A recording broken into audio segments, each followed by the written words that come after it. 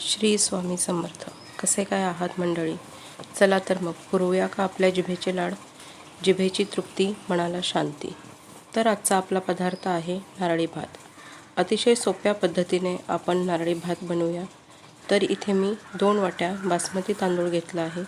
तुम्ही तुमच्याकडे जो तांदूळ असेल तो तुम्ही वापरू शकता.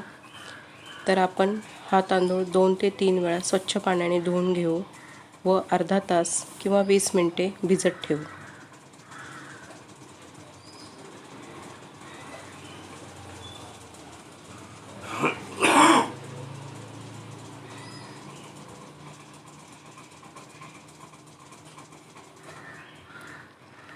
आता भिजत ठेवलेले तांदूळ आपण एका चाळणीत नितळण्यासाठी ठेवून देऊ.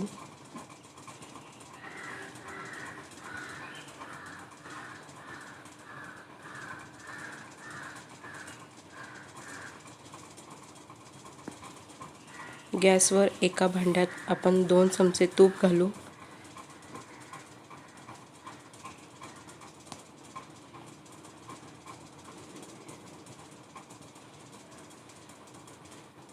तूप छान गरम झाल्यावर त्यामध्ये आपण 1 दालचिनीचा तुकडा, 2 लवंग, 3 ते 4 वेलची टाकू.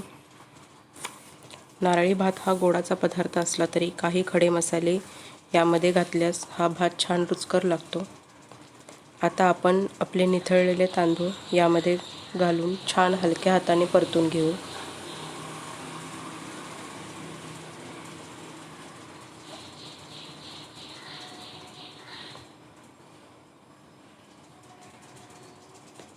पाच मिनिट हा तांदूळ परतून झाल्यावर त्यामध्ये आपण गरम पाणी घालू.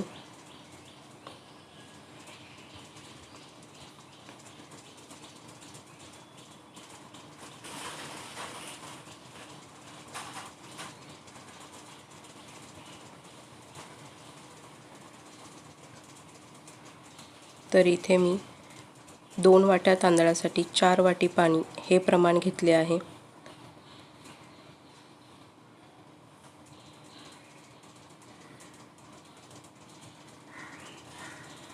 सुरुवातीला आपण मोठ्या आचेवर भात शिजवून घेऊ.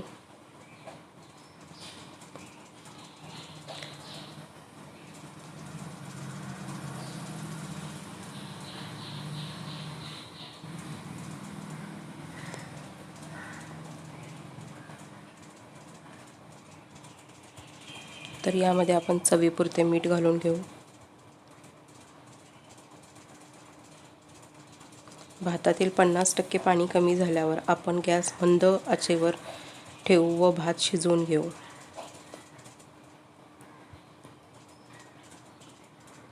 तुम्ही पाहू शकता बऱ्यापैकी पाणी आटलेलं आहे. हलक्या हाताने भात परतत राहू जेणेकरून भाताचे शीत मोडणार नाही. इथे तुम्ही पाहू शकता भात पूर्णपणे शिजला आहे. तर आपण हलक्या हातानेच यामधील वाफ जितकी काढता येईल तेवढी आपण वाफ काढून घेऊ व भात थंड करण्यासाठी एका परातीत भात पसरून पूर्ण थंड करून घेऊ.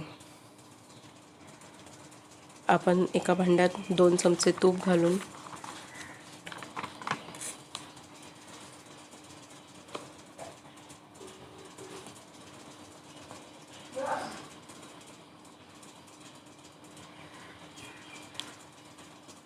तूप छान गरम झाल्यावर त्यामध्ये आपण ड्रायफ्रूट्स परतून घेऊ. तुम्ही तुम्हाला हवे असलेले ड्रायफ्रूट्स घालू शकता. इथे मी बदाम, काजू व मनुके घेतले आहेत. हे ड्रायफ्रूट्स आपण 1 मिनिट परतून घेऊ. आपले ड्रायफ्रूट्स परतत आल्यानंतर त्यामध्ये आपण 1 वाटी ओल्या नारळाचा किस घालू व तोही छान परतून घेऊ.